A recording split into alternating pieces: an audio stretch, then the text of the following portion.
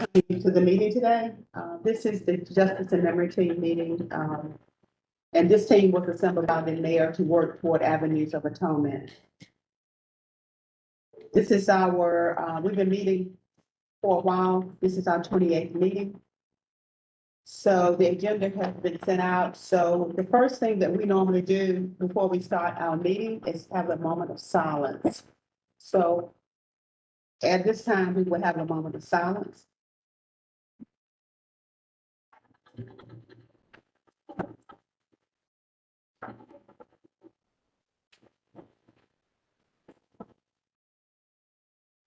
Thank you.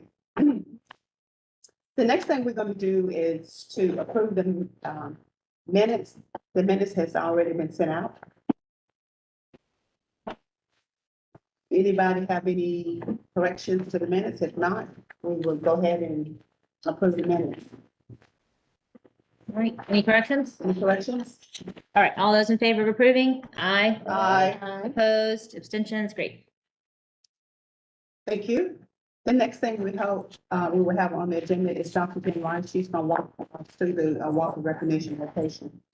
Great, I did just decide to print up some pictures. It's nothing fancy because it's hard to describe. Yeah, I take that. So we are dealing with a slightly revised location. I'm gonna hand that to Mr. Bobby.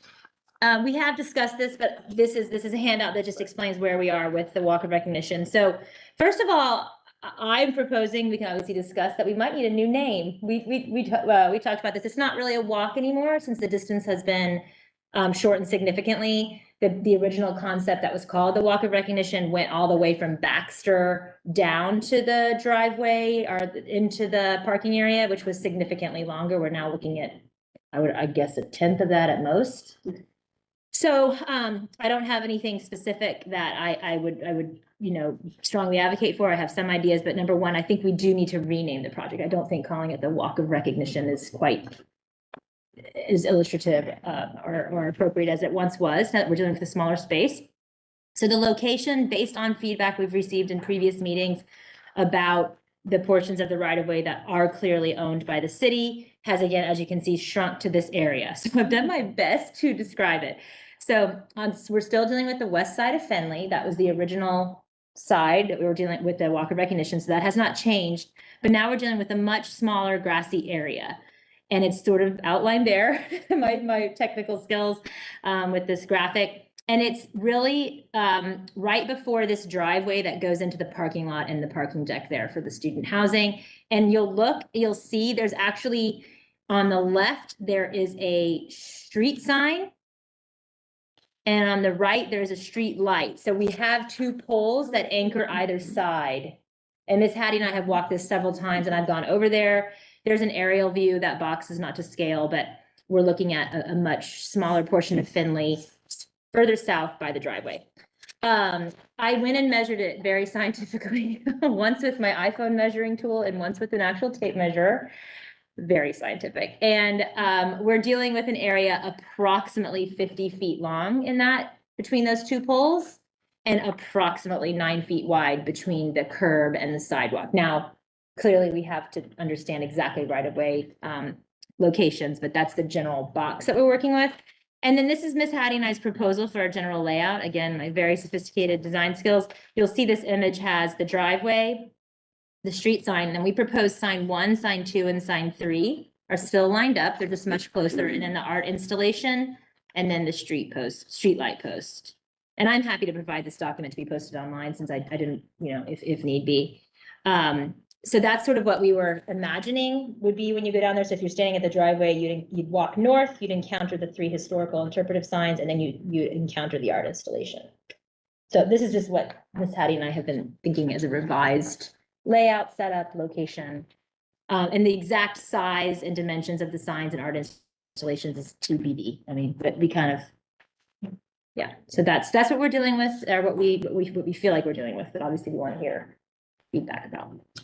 Would you go into detail about why possibly we need to change the name because of the historicalness of this, and it might go on maps and things? Yeah, that's right. And that's actually the point you've made when we've had this discussion, just that, I mean, this will be a historical marker, a site that people go to that will be on maps or in guides. And just when it was meant to truly be a walk based on what happens on Auburn Avenue, where there's a more extended period that you're moving between signs and you have to walk, it made sense to call it a walk.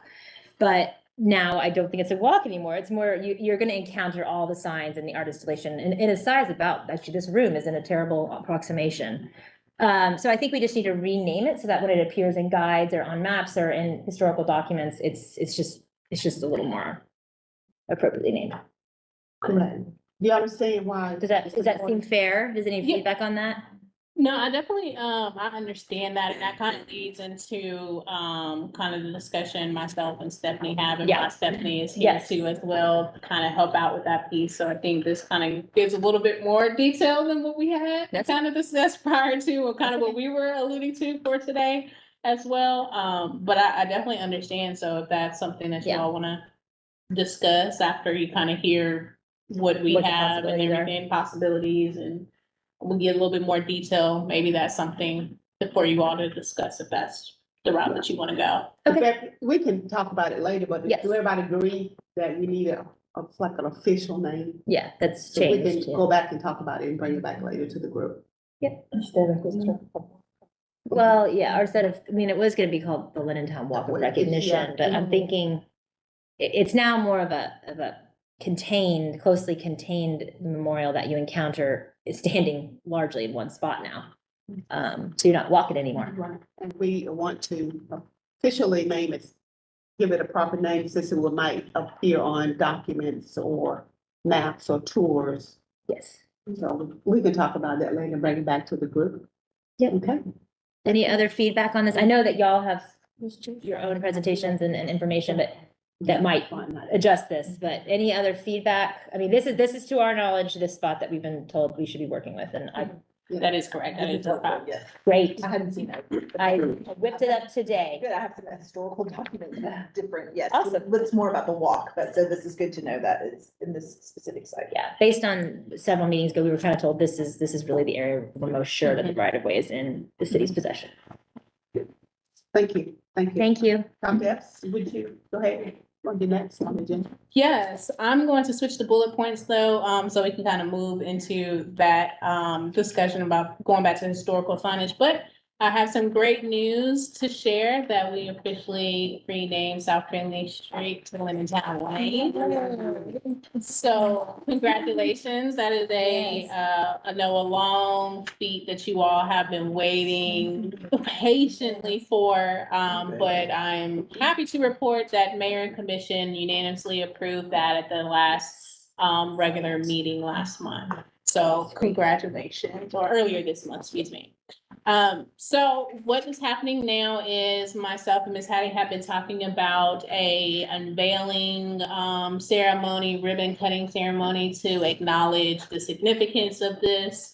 The mayor and commission are totally on board. That was one of the first things that was asked when it was approved, that there be a celebratory event that occurs. So we are looking tentatively at September 21st, next month, from 10 a.m. to 12 p.m., so 10 a.m. to noon. Right now, the signage is supposed to be here, and ready to go prior to, but we all know how things happen that are beyond our control. So that is why it is a tentatively, but 95% sure we are gonna go through with that date.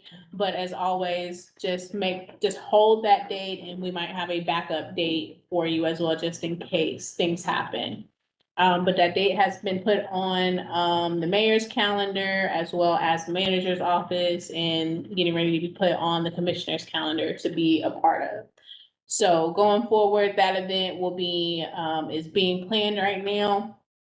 So once we have all the details confirmed, we can give a little bit more, information about that, but we are looking into making sure that all parties and guests who are there can make it down to the actual location where the signage will be. So that way, individuals don't have to walk, because parking is very hard, to find down there, and especially with it being right on campus.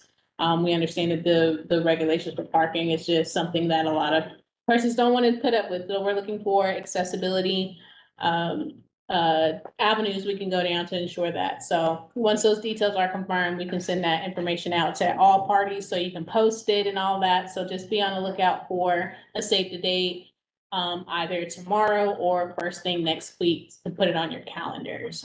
Great. Does anybody have any questions about that? Will the sign be visible before this, or will it be an actual unveiling? It will be actual unveiling.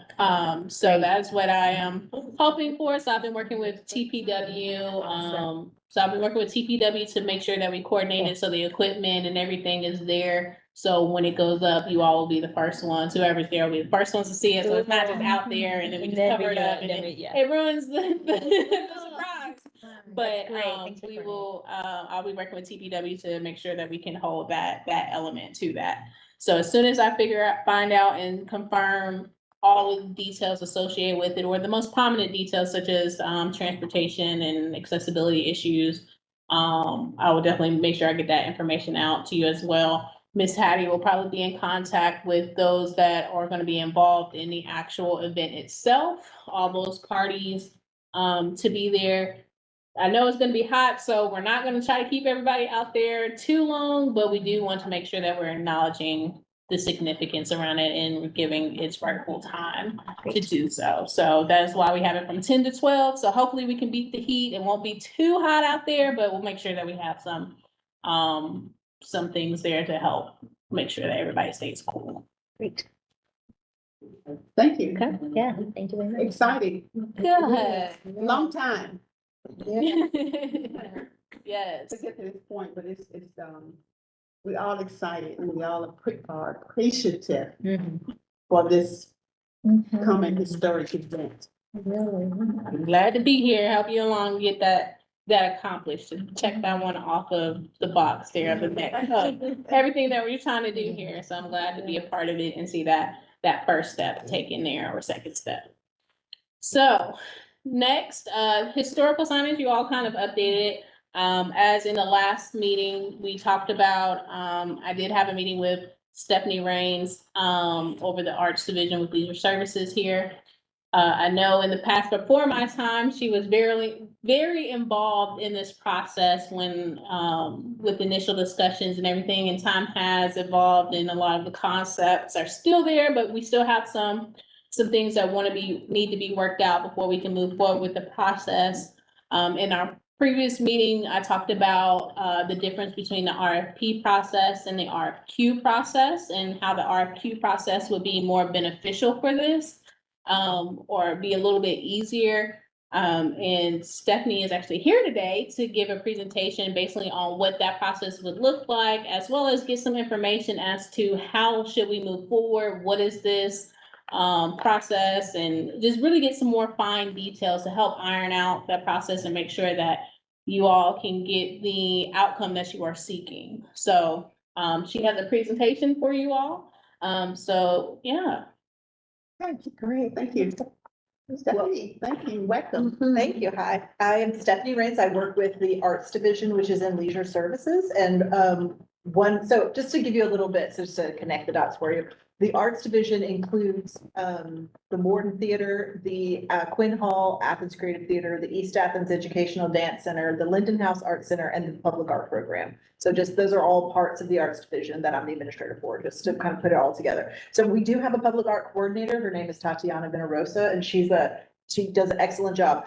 We do a lot of public art projects and we have a lot of them in the lineup. So I'm going to be the project manager for this particular project, but Tatiana will be assisting me, and I have all of the folks here within ACC Gov to help me work on this process, but I'll be the main point person for this.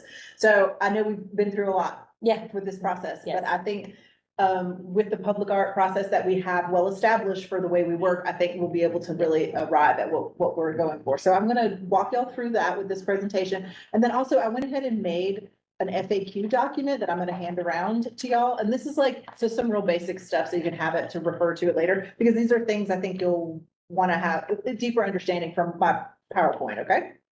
Okay. There's this side. Thank you. Okay. So, I don't have a, look there thing. Yeah. You're gonna drive? Yeah, Cameron's gonna drive. Okay. So we're talking about the art part of the, We are. So I'm gonna talk about how we bring public art to bear in Athens-Clarke County. This is the process that we use. And I'm basing it on the way we do it for Splotch. You can go ahead. So we regard public art, how we define public art is that it's any media whose form, function, and meaning are created for the general public through a public process. Our local ordinance established a 1% of construction projects to come through our SPLOST and T-SPLOST projects. Those are capital public art projects. So that is not applicable here because this is not a SPLOST project, but we're still going to use the same steps that we do. And those steps look like this. And the manager's office creates a user group. The user group helps us define what type of art and the location of the art. And then we work within the government to make sure those sites are suitable and this is appropriate. Then we either go through a request for proposals by creating a call for the art. But in this case, I think we should consider an art request for qualifications, and I'll talk more about that. And then we gather all those responses. We put the call out there, artists respond to it, and then we create a selection panel. And the selection panel goes through all of those responses and then takes the steps. So the process that I would like for us to consider is a request for qualifications, where we invite artists who are eligible to respond to the call by submitting examples of their work. So they just show you other projects that they've done, and they show you, this is my resume, this is my portfolio, this is who I am as an artist, and y'all can see through those. And then the selection panel will get to look at all of this examples of people's work and think, okay, I'm really interested in this person's work. So typically how we do this is people respond for qualifications, people submit their works. The selection panel meets and they look at all the examples and all the responses, and they select 4 of those artists or collaborators. And of those 4, they invite those 4 to submit a proposal for what they would do for this specific call. And then you'll get they get a couple of weeks to develop their proposal. We compensate them with a small percentage of that. I have that here. So it'd be $500 per artist. We compensate the artists for their time and their design work. They send us designs that are specific to this call. And then you can actually look and see what the art would look like in situ on this. Okay. This typically you get a much better, more interesting artwork that is like very specific, especially for something like this, which has a very specific audience, right? And a purpose. It's not just like, generally, we need something, beautiful and exciting to go on this hillside or on this plaza. This is not that, right? So I think the RFQ inviting artists who are interested in this kind of work, who have maybe done this in the past, to submit their portfolios, and they understand what the budget is, they understand the story and the project. They could say, I'm really interested in this work, here's what I've done before. And if we selected them, they would create something specific that you would get to look at and decide from those 4. So let's imagine we've selected 4 people, they submit their ideas, then you have 4 also to select from. And how that selection works is we have like a rubric that you kind of, you tally up, you score the works based on all kinds of things that we put on the score sheet, and we explain all of that. It's we take time to put that together and to tally all that up. So I have a lot of details in here about this, but just some things to know. Selection panel, how many people are needed for a selection panel? We typically try to get anywhere from 12 to 15 people, not more than that, but you kind of need about 10 or 12 people. And that could be a mixture of people from this group. We also could we have folks who are registered to be on any public art call. We have a venue to invite people into the public art process. So we'll select a time and a location, and we'll send out an email to folks and say, hey, would you like to come and look at some public art? Here's the time and place we'll be going through this process, and they can respond. We also often invite ACC staff members who are connected to the project, so that they're like the people who are gonna help maintain the grounds around it, or they're part of the maintenance and care of the work, so to speak. So those are often people that come to that. We can put that group together.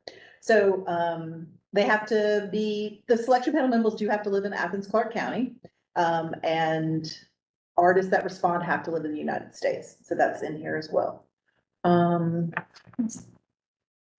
ACC Arts Division staff, we're going to write the call, manage the call. We work with the Public Information Office to post that, and then we manage the portal and all the applications. So that's all coming through. The ACC has a whole system for that. We'll set up the meetings and manage all of the selection events. Selection panels are open to the public. One thing to know about the way we select public art here is that we do it through a blind process, which means that you won't see any biographical information of the artist. You will just see their work. It will be a portfolio of their work they completed, or it will be the work that they have responded to the RFQ with. So we do that for a number of reasons, but one of those is we just want to focus on the merit of the proposal and the suitability of the art for the call and site.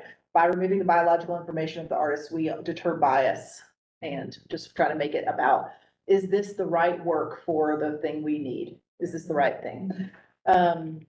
So on the second sheet, I got some calls for the artist. How long will the call be open? We recommend making the call open for 6 to 8 weeks.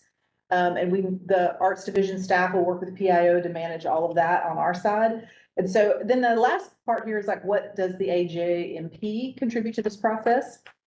Essentially, we'll need help from y'all. I will need help from y'all. Really narrowing down what you want from this work of art. Like, what do you want people to experience from it? And we can kind of talk through that.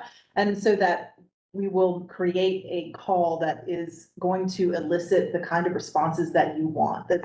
You will get the thing that you need from this work. So that could include helping me collect historical reference materials, relevant community context, and any kind of biographical information that you want to include, so that when we create the call, it has all the history and all of the work that this group has done and everything about Linden Town, so that the artists understand they're being invited to create a very important work of art around a very specific historical event.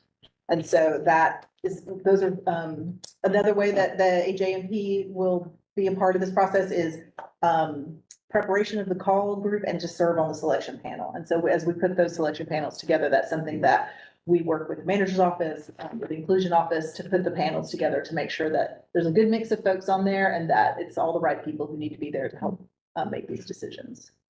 So you go to okay, so wait, go back one more slide. I'm sorry, I didn't quite finish that. So it has visibility. We want to make sure the art is visible so that it is really public. People can actually see it. It's accessible figuratively and figuratively meaning like, it's not just like a, big sort of stone obelisk and we're like, what is that supposed to mean? Like, it should have a sense of like, people should be able to understand it. It should be able to like communicate to folks.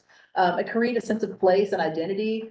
We will also look at the suitability for it is safe and it is low maintenance, right? So it's not something that has like jagged edges or is like tempted to climb so that people could potentially hurt themselves. So we have experience with this and working to create art that is durable and is safe to be out in public, right? It's 24/7, it's out there. And we also, the part of this call includes having a maintenance plan once the artist submit the final, they're like, this is my project idea. They are also part of the call. We ask them to include how we would take care of this art. What kind of maintenance does it need? Because we do have protocols around the longevity of art. And here in Athens-Clarke County, our public art needs to last 25 years. And we have some stipulations around the types of paint people can use and materiality, so that when we purchase this and we make it, it lasts for a good long while. And we know that if we need to repair it or maintain it, we can do that because it's a materials that we can access, right? It's not that sort of like, I made this at home and it's a very specific color. Like, it has to be, Sherman-Williams, like we have a list of colors and we do that for a reason, so that in 15 years, we can still get that color or we can still understand how to take care of it. So those are all things that we have experience doing. These are part of all of our public art process. Okay, go ahead. Here's some other things that we'll want to talk about is the work. These are just, by the way, this is a general PowerPoint that we talk generally about what our public art is like. So is it functional? like we've made bus stops and things like that, or artistic bike racks? Is it a sculpture, a three-dimensional thing that exists in 3D space? Is it a mural that's painted directly onto a wall or a surface like the ground? Is it kinetic or is it still? These are all sorts of questions that we will invite y'all to help us arrive at the type of art, since we feel like we've well established the site it's going to go onto. So deciding what kind of art will fit in that space is important. Next slide, please. Oh yeah, here we go. Keep going.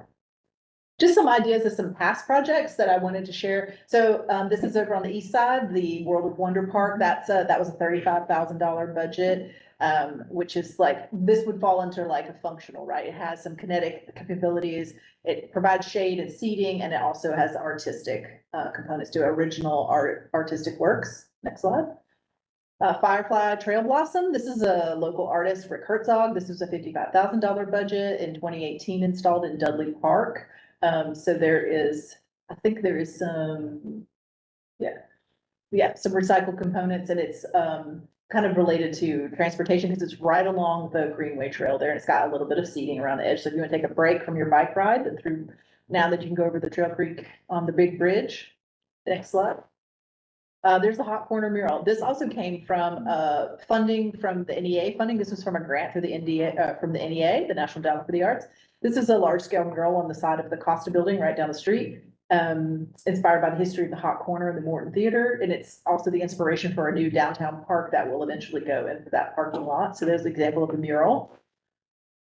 And here's another functional piece, some of the bus shelters. We have quite a few bus shelters. That was like right before I started this work in 2019 here with Athens-Clarke County. So these are a lot that were installed right when I got here. So there's a lot of these bus shelters. Those were around 20,000. And those were made of a lot of like commercial materials, because those are, they're out right next to the road. They get a lot of use. They have to serve very specific kind of functions.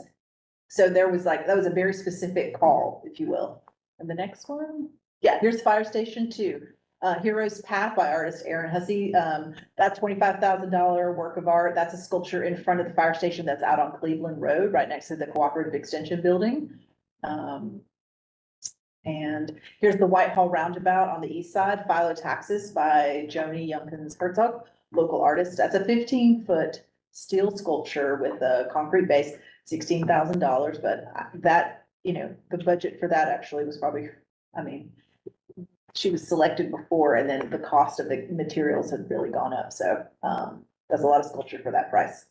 That's a really large piece. There's Dudley Park, another one in Dudley Park. This is on the side of the restrooms and the water fountain area that's right in the center of Dudley Park now. This was all part of the renovations that Leisure Services did for that park. So Krisha Ara, also a local artist. That's a $10,000 mosaic 2D, 3D piece that is on the wall at Dudley Park, really beautiful. And the Rainbow Forest, $55,000 as the budget for that.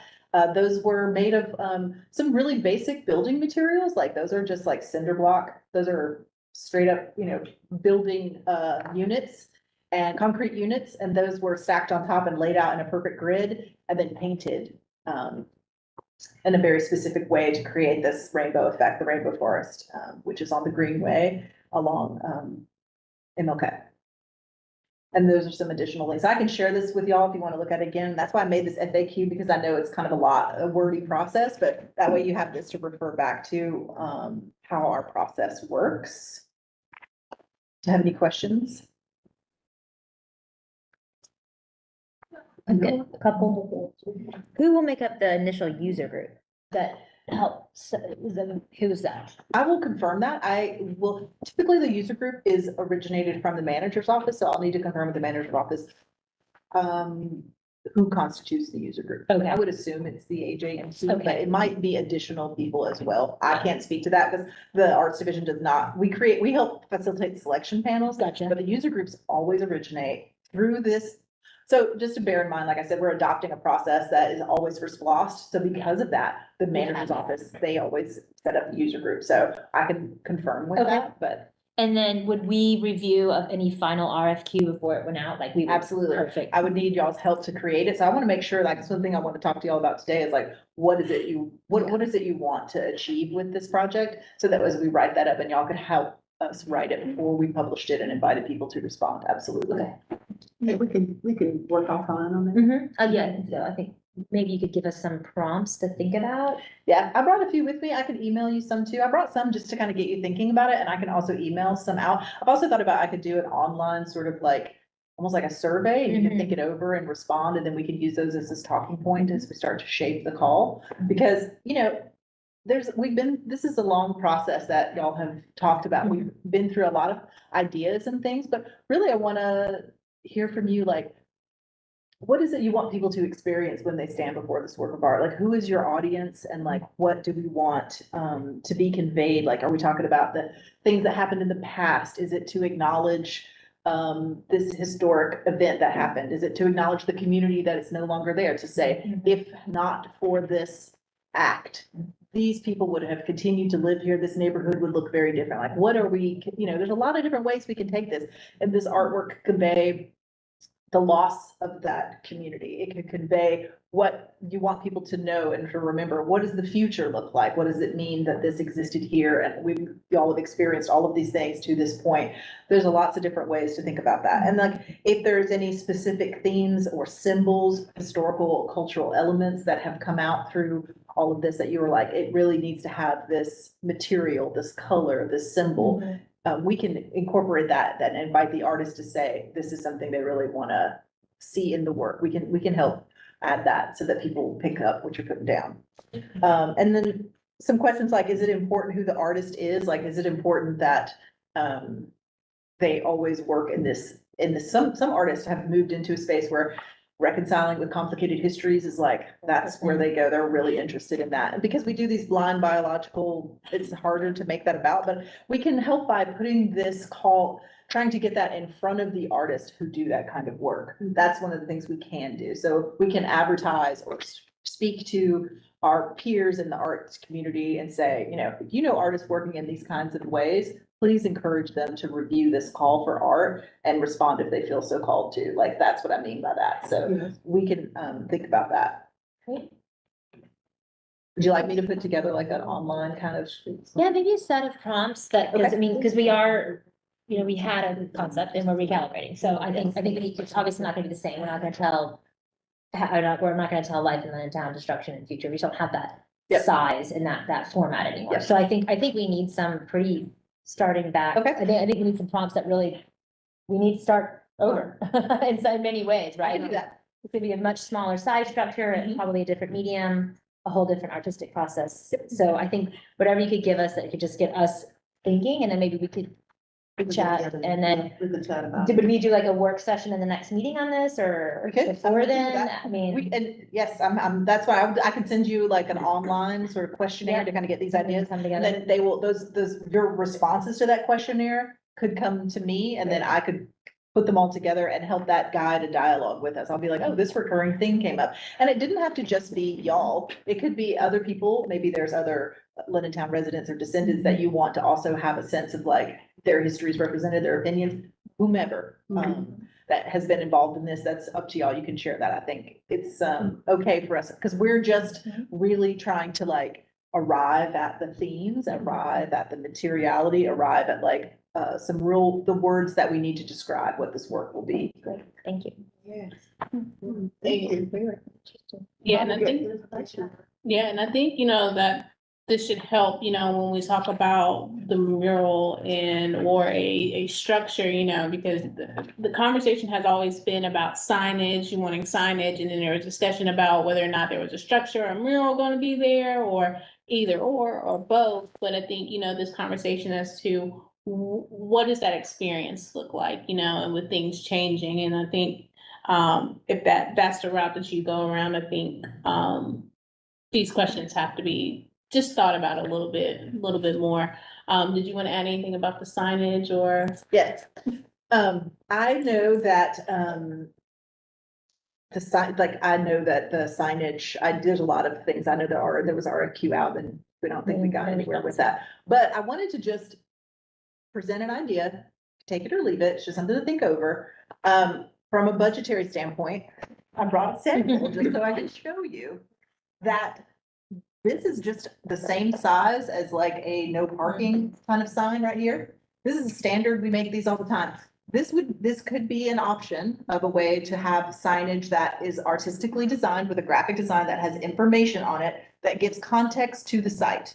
So imagine a sculpture or an art object and signage that is this is very affordable, and this is also easy for us to clean graffiti off of. If a car crashes into it, we replace these things. It's a thing that within the government, being able to manage it and take care of it is an option. So I brought this one because this is a, pretty sign, because this, a lot of capability. You just see this as just like a metal sign that we can put anything on. So that could include graphics and a timeline or any kind of information. So these are things that are very affordable. We could easily put 3 of these on that site for well under $5,000. So that is just something to think about as a very, simple way to communicate contextual, educational, didactic information at the site.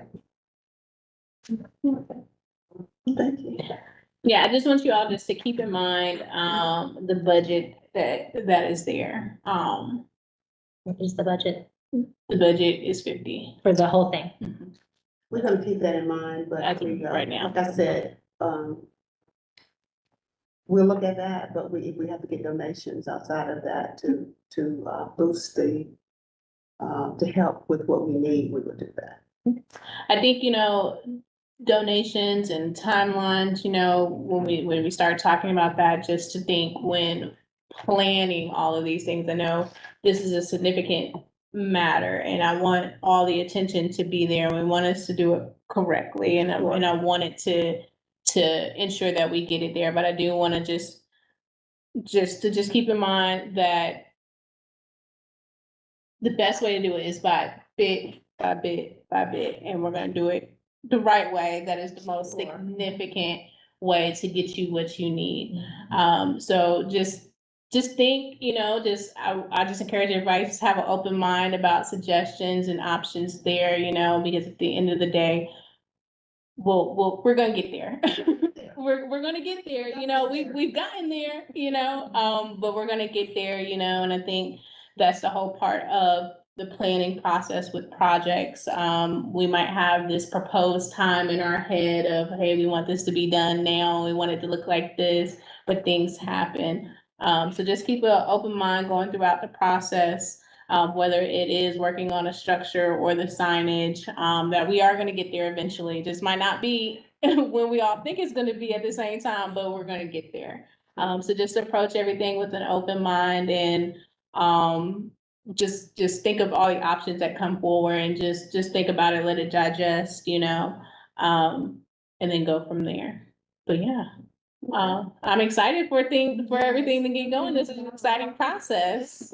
Yeah, very, very excited. Yes. And thank you so much. That was so detailed. Thank you. Yes, I have an extra copy of this if anyone actually thinks needs Okay. this FAQ, but yes, I'm here to be the project manager to see this all the way through. Thank you, thank you. And I'm gonna look at options to see can we increase the amount of money if we need to. So just know that, but we're still gonna look at options, keep it open. Thank you. Did Blaine anybody in this place for affordable housing? They are all out of the retreat. Cameron, do you have any updates on? No updates. The application is still open, closes September 1st. Okay, thank you. Yeah. That's for the company, the organization that would Yes. administer the grant fund. Yes, Okay. so ideally through the contracting, Yep, funding should be available maybe early next year Great. at some point, but yes. For the residents, like the actual resources for Got it. down payment assistance and home rehabilitation, Oh, thank you. yes, awesome. Clear that right up. yes. Have there been any responses to that? No, there aren't any responses Yes, now, but the but deadline's there not here. may be, we still have a couple weeks. Yeah, the deadline's not here. September first, you said. September deadline. 1st. Okay. Half a month, yeah. Well, thank you for that. Yeah, You know, thank you. that helped out a whole lot. Anything else? Any additional discussion needs to be done on anything else? Okay, well, we have updated on everything. If not, I'm just gonna go ahead and close the meeting out. Great, Meeting is adjourned. adjourned. Yeah, good job. Thank you all for coming. Are we,